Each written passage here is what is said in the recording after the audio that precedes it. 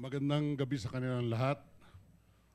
Ang Pangulong nagmamalasakit, Mayor Rodrigo Roa Duterte.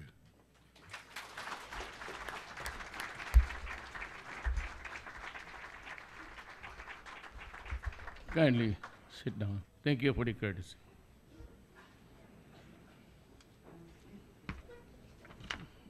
I will read my prepared speech. Then dadagdag lang ako ng hindi ako gumawa nito eh. Sa taas lang. Pero dadagdagan ko ito ng sarili kong mensahe. I would like to extend my sincerest condolences to the families of our troops who perished fighting for the liberation of Marawi. I know that no amount could equal the precious lives of your loved ones. May you find solace in the fact that the whole nation condoles with you in these trying times. Our troops knew of the danger that they will face upon the venture into the war zone. Still, they bravely took up the challenge so that they can bring peace and liberation to the besieged city.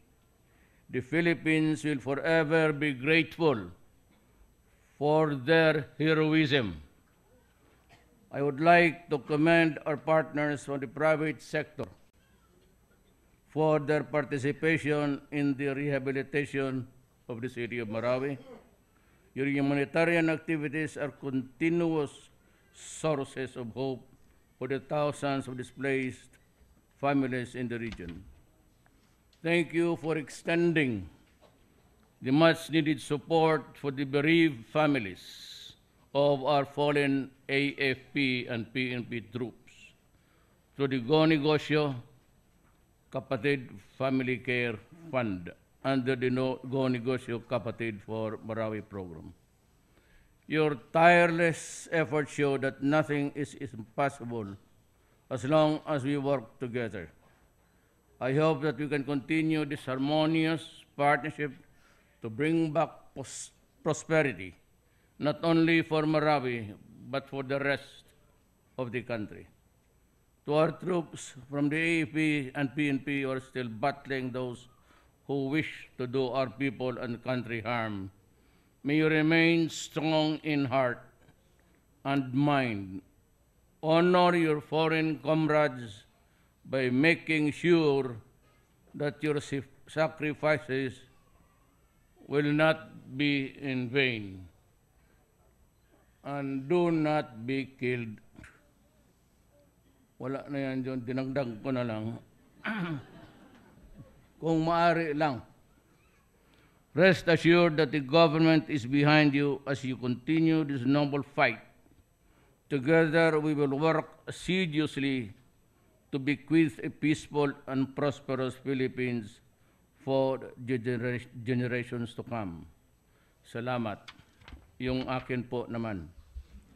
Yung akin, medyo civilian lang ito. Hindi ako military, pero ako yung commander-in-chief. Sa totoo lang po, hindi ako nakatapos, baski yung PMT lang. Pero civilian ako at ako yung commander-in-chief nila. And if there is anybody, kung may tao dito na dumudugo every night, magbasa ako ng briefer at bilangin ko yung mga sundalo kong namatay. Ako po yung nagdudusa sa lahat. Kasi ako yung tumawag, nagdeklara ng martial law, at ako yung nagutos ng mga sundalo na pumunta doon at magpakamatay. No, wala akong, hindi madala ito sa pera. Hindi ito madala sa anong bagay ngayon, alam ko yan. But just like a father, kasi ang trabaho ko naman rin, nung mayor ako, panay ang akyat ko sa bukid, kasi gusto kong makita yung mga proyekto ng gobyerno na may nangyayari. At minsan kasalubong itong mga NPA, sometimes maganda ang ano namin o sometimes contentious. Kaya naman noon, sarili ko, pati sa asawa ko, pamilya ko, baka sa trabaho ko, madidisgrasya rin ako. Kasi hindi ho lahat naman panahon nagsisigaw-sigawan ka lang na itong mga taga-bukid na mga NPA, nakala mo naman sila may-ari ng mundong ito. But we go our work with usap-usapan lang. But ngayon po, nung presidente ako, nag-iba na ang panahon. Hindi na po ako pwedeng yung just na bunganga ako parang walang kalaban. Kaya ako medyo, dahil sa trabaho ko, kaibigan man kami noon, sabi ko, prangkahan ko talaga sila, ngayon kalaban na tayo. And yun yung isang parte ng trabaho ng sundalo. Trabaho ng mga sundalo ko, pati mga pulis ko. Hindi lang ako magtagal. Alam mo, kaming mga tatay, baski ako, magsakay ako noon, aeroplano, barko, sometimes bangka, sometimes maabutan ako ng flood, sometimes maabutan ako sa gitna ng bakbakan. I am always conscious. Takot ako. Duwag kasi ako. Duwag akong mamatay dahil ang nasa isip ko, pamilya. Ito, ikwento ko, totoo to at alam ng mga matatandang sundalo. Minsan pinara nila ako sa bukid, New People's Army. At pagpara ko, tinutukan ako ng M14 kasi nakita ko yung baril bago natupad yung... Tapos tinutok sa akin, ang pumasok sa isip ko, hindi ako takot mamatay. Sabi ko sa isip ko, kawawa naman ang mga anak ko. Sabi ko, Diyos, ikaw na lang ang bahala. Baka nandito lang ako. Hanggang dito lang ako. So pinababa nila ako, tapos pinaupo ako nila sa isang bato na hindi naman upuan. Tapos kinanggarok-court nila ako kasi prosecutor ako noon. Pagdating sa korte, ako yung nagdadala ng kaso para sa gobyerno. Most of the time, hindi naman ako nagyayabang, totoo naman to. Ako yung humahawak ng kaso sa mga rebelde. Sa lahat ng rebelde. So nakilala nila ako, tapos usap sila. Sabi nila, bakit ka nandito? Sabi ko, tatakbo ako ng presidente. Presidente. Vice Mayor ako noon. So ito yung tao na gusto tayong ikulong. No? Tapos, nung hindi ako sinagot ko sila. Sabi ko, alam ninyo, trabaho ko yan. Pag hindi ko kayo yayariin sa korte, lalabas kayo libreng tao. Ang aking mandato is to put you behind bars. Trabaho ko yan. Pero pag pinatay ninyo ako, okay lang. Basta sabihin lang ninyo sa mundo na pinatay namin itong taong to dahil kalaban sa gobyerno at nagtatrabaho siya sa trabaho niya. Sabi ko, okay na. Lahat ng tao may panahon. Lahat ng tao may panahon. Sa Islam, it's always Allah. Siya yung mag-decide. At meron siya. For the Christians, then we have the Ecclesiastes 4. That there is everything, a time for things under the sun. A time to be born and a time to die, a time to fight and a time to lose. A time to be happy and a time to be sad. A time to be plenty and a time of want. And there is always a time to die. Hindi natin kontrolado yan. Kung kailan natin, as Christians, kung kailangan malaman talaga natin, we just read the Bible. And it says, at the end of the world, He shall come to judge the living and the dead. I don't know what that means because to judge, you have to be at least in the state of what I am now, alive. But that is what is promised in the Bible. And also there are promises in the Quran about death and life. So when we shall die, we will never know. Kaya ako, sa lahat ng mga kakilala ko, I always say, death is a matter of destiny. There is always a time, a date to be born. At baskin saan ka, kami dapat, ako, 72, ang rami ko nang dinaan. Akala ko yung panahon na yun na pinara nila ako. At tinutukan ako ng isang katutak na M14, M16. I thought that was the time. I just asked God. I was not afraid. Totoo yung sinasabi pala nila. Any moment of crisis, walang natatakot.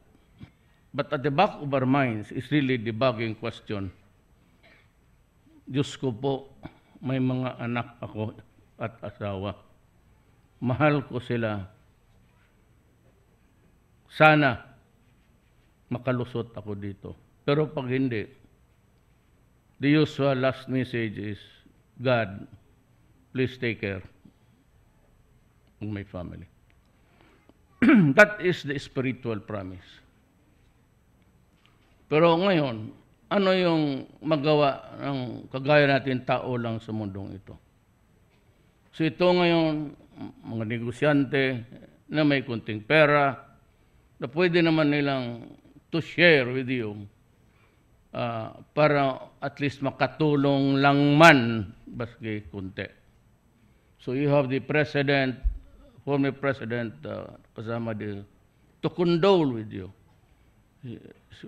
President Arroyo makes it a point to share your grief. Joey is an active organizer at yung mga kaibigan niya, negosyante, marami pong salamat sa inyong lahat. And we will remember you. I will wait for you in heaven. Bakit?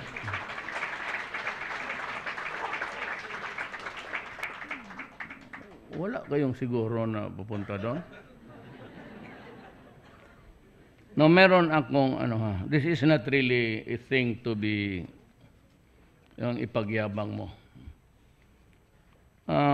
Early on, alam ko talaga. Ngayong isip ko na, I could only refer myself to myself. Kung anong sasabihin ko sa inyo. Sa totoo talaga, totoo ito nangyari. Nung tumutik yung M14 sa ulo ko dito, akala ko tapos na ako, ang sabi ko, hindi ako takot mamatay kasi sabi ko, wala na yan. Nandiyan na rin. Naghintay lang ako ng bang. Pero humabol yung isip ko, sabi ko, God, please take care of my family. Huwag sanang maghirap lang sa buhay.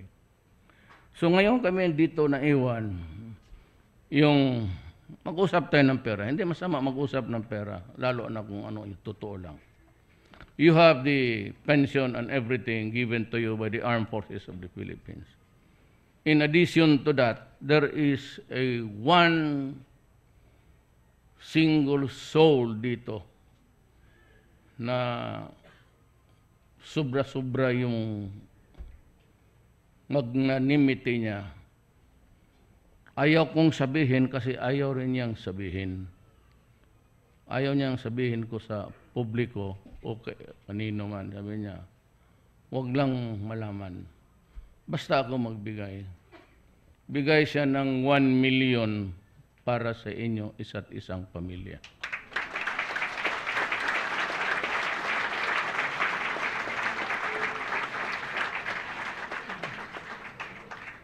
Kilala ko lang siya dahil presidente ako, mga gatherings na ano. But now I see I can see the soul of the man. Ito yung pupunta talaga sa langit. Kaya kung ako rin yung Diyos, ano mang kasalanan niya, babae siguro, o ano dyan, sabihin ko na lang kay Peter, Pedro, buksan mo na yung gate dyan. Patayan si Pedro, yung manok niya hanggang hindi namatay. Hindi naman nadagdagan. Sinisip ko lang kung sino maglilinis doon sa gate na puro iti na yung manok niya. Well, ako, meron rin ako. Long before. Wala, yung una pa, Mama Sapano before. Kasi alam ko patagal ako sa gobyerno, 23 years akong mayor. So every time may police mamatay sa Davao, akin talaga yan. Lalo na in the line of duty, akin yan. Akin talaga yan. In addition to all, akin yan. Ganun yan si Inday ngayon, yung anak ko na mayor. So, alam ko kung paano magdala ng itong masasakit na pangyayari sa buhay. Ngayong presidente ako, sabi ko sa kabinete, I need 50 billion na maiwan ko sa inyo para lang ito sa mga anak ninyo. Edukasyon, wala nang iba. Pagkain, nandiyan na yan. But to make sure na yung mga anak ninyo makapag-aral, re-raise ako ng 50 billion trust fund. Hindi nyo na maubos yan. At sa awa ng Diyos, kakadasal ko, would you believe it, may 20 billion na kaagad ako. Hindi, iba ihati ko. Ihati ko sa pabahay. Sa Davao ho, meron ang army, ang police, military, meron silang 1,000 units. At sinabi ko doon, bantayan ninyo, kay baka nakawin na naman ng kadamal yan. Naghahanap ng damay. Alam mo, yung rally kagabi, pinuntahan ko talaga sila kasi sabi ng security ko doon sa Congress, minumura daw ako. Putang, pinuntahan ko sila ko, ano? Tapos kayo ngayon, ito ngayon, mga kadamay, itong mga left, you are almost anarchists. Yung para sa inyo wala ng batas, basta't na lang inaagaw ninyo kung kasi walang gobyerno, walang nagkokontrol. Ngayon, wag ninyo akong pilitin. Ayaw ko ng masakit. Wag ninyong yung mga additional. Kasi ako, mayroon rin akong 1,000 units para sa mga sundalo. Yung kay Inday, yung sa mga mahirap. Ito naman, kasali niya si Ramon Ang. Hindi man nagbawal si Ramon Ang sabihin ko yung pangalan niya. Itong akin sa NHA talaga. Para ito sa mga sundalo. Ngayon, itong mga kadamay, alam ninyo yan. Huwag ninyong ulitin ang ginawa ninyo. Nagwa-warning ako sa inyo. Kung ulitin nyo yan at pipilitin yung papasok, ang order ko talaga, paalisin kayo sa puwersa. Either batutahin kayo o lumaban kayo, ipapagbabaril ko kayo. Huwag ninyong gamitin yung pagkapobre ninyo to create chaos. Maghintay kayo. Kung magkapera ako, gagawan ko kayong lahat. Lalo na itong mga mayaman na hindi nagbabayad yung malupa na sa kanila. I will get those properties and money from them. At yan ang gagawin ko.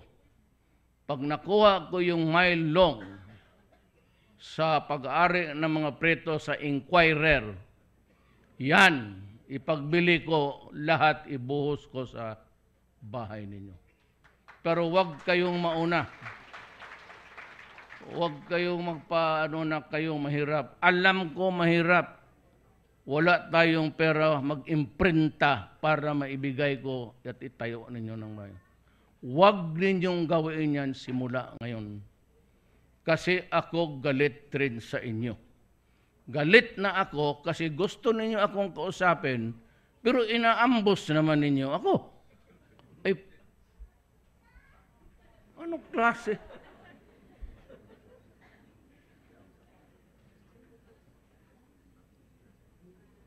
Tapos you claim ignorance. Gusto ninyo akong kausapin, peace talks, kung ano-ano dyan, kalaki ko pang gasto, papakain sa inyo, putang ina kayo. Every time na usap tayo, gastos ko, let's say. Huwag niyo gawain sa akin yan. Ayaw ninyo makipag-usap ng ayaw ko na. Simula ngayon, no more talks. I will prepare government. Lahat ng pera, igagastusin ko muna sa military. Wala mo na yung unahin ko. Alam mo bakit? Kasi pag hindi ko ginawang matatag at matibay na militar, pati pulis, babagsak itong bayan na ito sa kalukuhan ninyo. Kung hindi ako magdadalawang isip, pag nandiyan kayo, nagwawala kayo, nagnanakaw, mag-demonstrate, magsira. Kasi Huda, kung saan ako ilagay ng Panginoong Diyos, I don't give a shit. Sabihin ko talaga, barilin mo para matuto tayong lahat magsunod ng batas. Wala na eh. Kasi kayo mag-demonstrate, tapon ng bato dito, subukan mo. Ipabaril ko kayo. Ano ngayon kung magpunta ako sa impyerno? Bakit kayo hindi? Ipagpatuloy natin ang laban doon, mga letse kayo. Tangina. Anto itong maote, wala tayong ariglo dito. Walang usapan, not even a whisper. Hindi ako magkikinig sa inyo. And we will not stop fighting. Hindi na ako pwedeng maghinto ngayon. Marami na akong patay na sundalo. Marami na yung walang tatay, pati asawa. Hindi ako, magdagdag pa ako ng 1,000 dyan. Pero basta gusto ko, patay kayong lahat. Fair is fair. Patay kami, patay kayo. Kaya galinganan ninyo. Talagang tatapusin ko kayo lahat. To the last man. Ngayon, kayo mga NPA, sinimula ninyo itong gera na ito 50 years ago. Season. Tumanda ka na lang dyan. Ayaw mo pang admitahin na may sakit ka. Pakabakakon mo.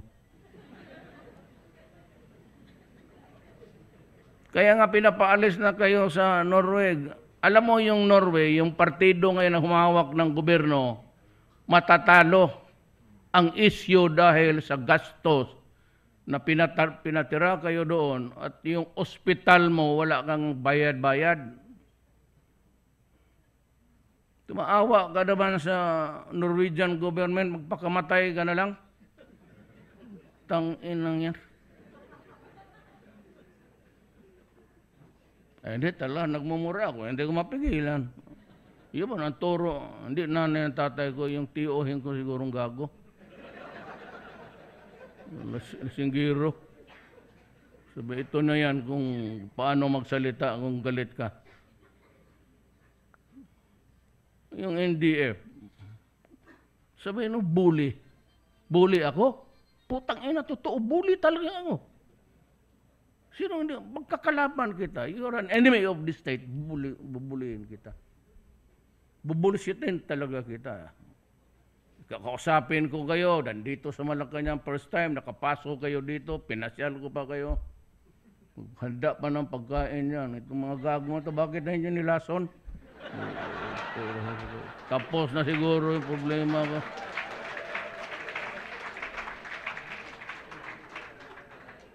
Totoo, for the first time. At no other time, yan silang lahat pumasok dito.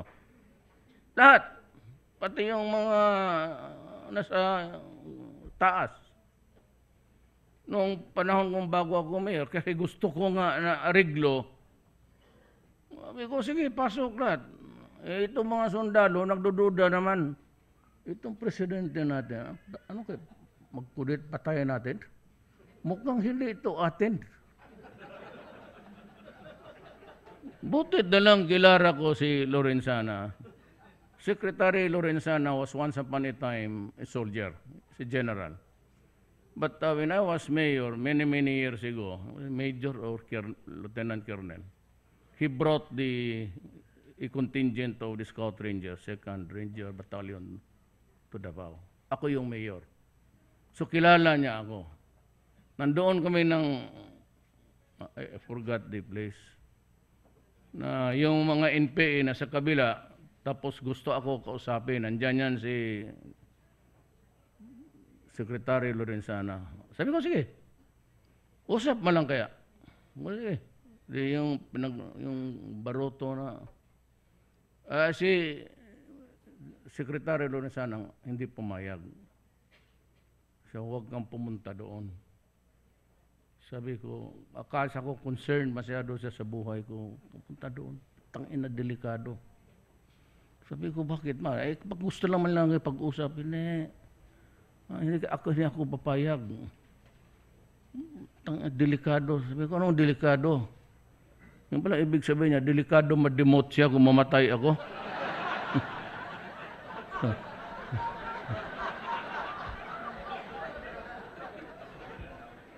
Pero nandiyan ka sa harap po, tatawid ako ng Dominga. May river doon, itong mga kulukoy na NPA. Kaibigan ko man yan sila, pero sabi niya, mamatay ka man, balik ka lang ng ibang araw, kasi padala ko yung deputy ko, para kung luglugin ka doon, at least, sabi niya, malapit na ako maging general, puta. Huwag, delikado. Isip-isip ko nung ano pala, delikado pala sa kanya, ma-demote. Pero balik na siya pagka-major. Ngayon, maintindihan ko na ang tao. Dahil na biro lang yan. So ito, meron akong promise sa inyo. May nakuha na ako na we would like to thank Dominguez, Secretary of Finance, for being so resourceful. Meron na akong 20 billion. So, in the fullness of God's time, pag pumawag si Allah, mabuhay ako,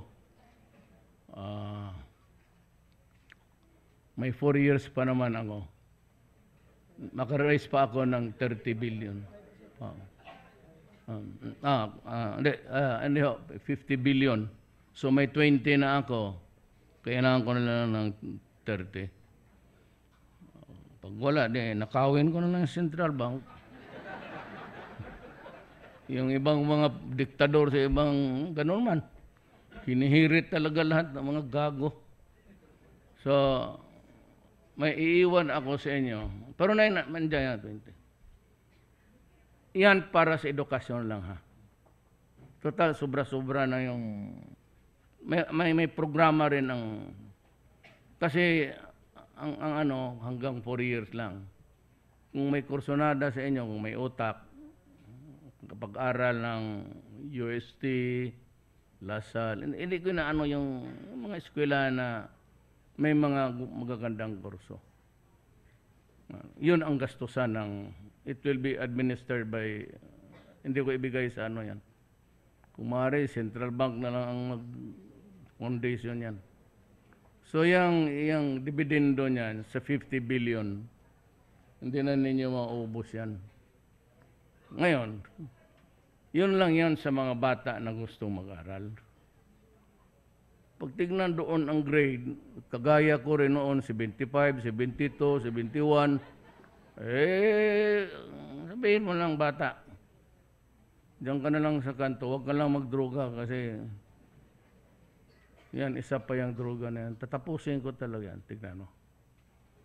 Tatapusin ko yan. Either maubos ang droga o maubos yung mga drogista. Yan ang pangako ko sa human rights.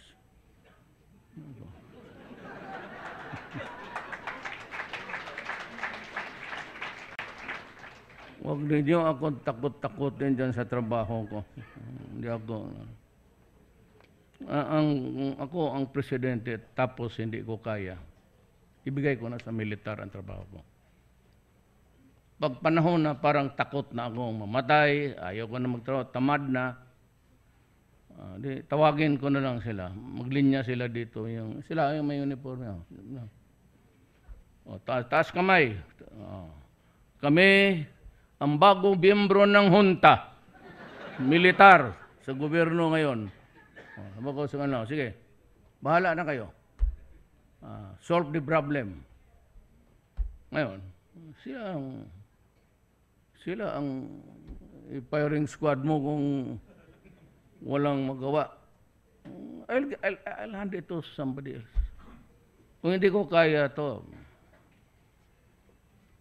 So, yan ang promise ko sa inyo. May 20 billion yan. Standby na yan dyan. Standby na yan. Para na yan sa edukasyon ng lahat ng anak ng sundalo o pulis. So, wala na kayong problema sa edukasyon.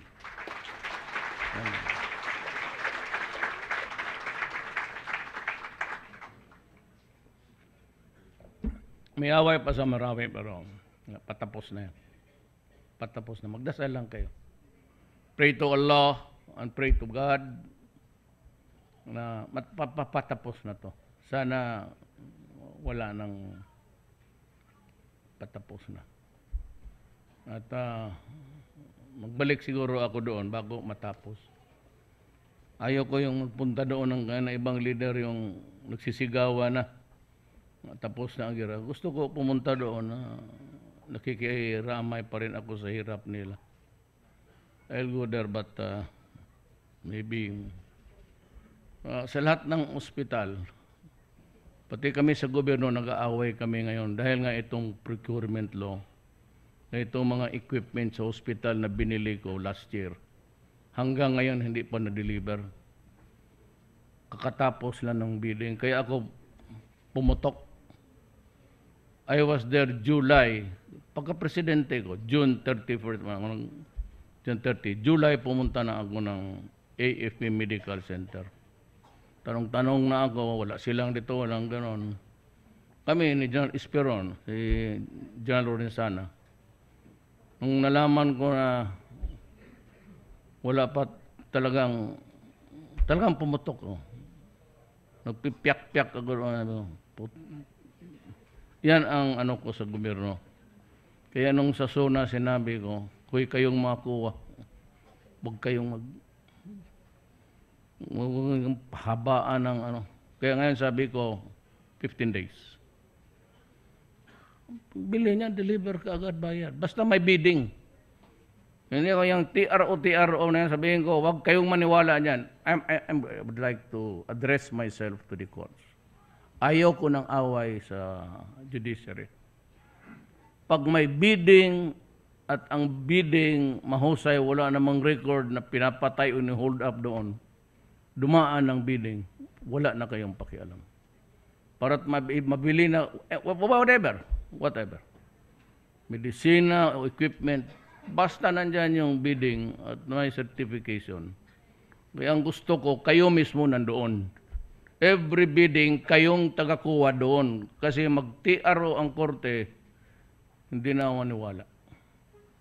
Sabihin ko talaga, huwag kayong maniwala dyan sa korte kung hindi walang katapusan itong ang inantong gobyerno to.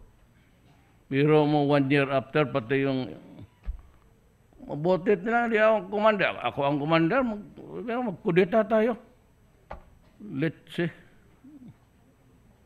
Huwag kayong basta any judge na mag-TRO. Either puntahan kita sa opisina mo and explain to me why. I am not satisfied your explanation. May problema tayo, Adre. We have a problem. And if there is no problem, I will create a problem for all of us. Okay yan? Di na po magtagal, may pagkain. Walang lason yan. Hindi kayo kalaban ng gobyerno. Salamat sa pagdalo ninyo dito. I said I will comply with my promise that will ensure the education of your children. Walang problema. Maraming salamat po.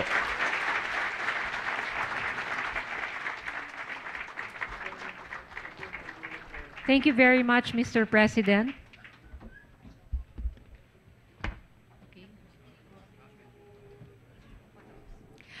At this point, may we request the President for a photo opportunity.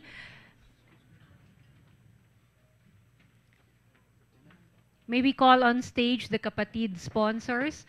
For the first batch, Mr. Manny Pangilinan, Mr. Andrew Tan, Lucio Tan, Michael Tan, Federico Lopez, Monsu Aboitis, Mariana Zobel, Liza Gokong Wei Cheng, Alice Eduardo, Lizzie Razon, Philip Lulier, Michael Tan, Sabine Aboitis, Santi Araneta, Injap Sia, Joseph Tanbuntiong, William Bello, Felcaster Torres, Mildred Vitangcol, and Mr. Rafi Hechanova.